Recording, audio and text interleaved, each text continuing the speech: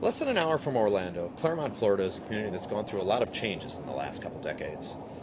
Back in the early 1980s, people say you'd climb to the top of the 226-foot tall Citrus Tower, by far the tallest structure around here, and you would see citrus, acres and acres of citrus.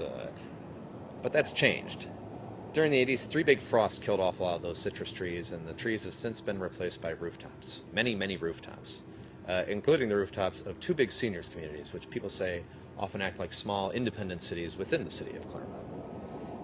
Growth has become an issue here.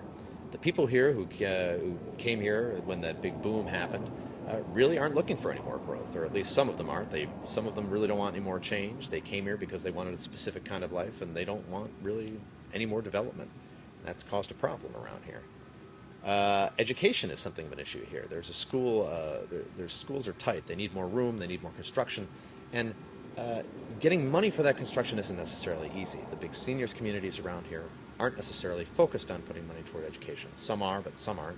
And a good portion of the seniors population down here are snowbirds, folks who come down to get away from the cold. And they're not only here some of the year, and they may not be interested in spending their tax money on schools. But the biggest issue around here may well be the economy. Clermont, when it had that nice boom here, was due to the housing industry.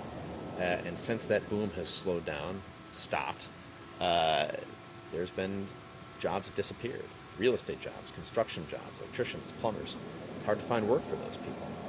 The seniors who live here are affected by the economy because as the Fed has tried to lower interest rates to get the economy going again, those moves can have adverse effect on people living on fixed incomes by lowering the dividend money they loan. And not all the retirees here stay retired. Some of them want jobs either out of boredom or to help make ends meet, and those jobs have really dried up and disappeared. Politically, there's no question. Clermont, which is part of Lake County, it was a very Republican territory, historically Republican, and is assumed to be again in 2008. In 2004, Lake County went for George Bush with 60% of the vote. But there has been a slow change around here. They say the area has gotten more moderate. They don't know if that's due to the change in population or just change in times.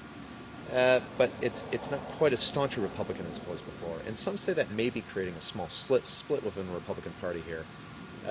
Not enough to throw the county into the Democratic column, but the interesting thing to watch here may be how enthusiastic Republicans are here about John McCain.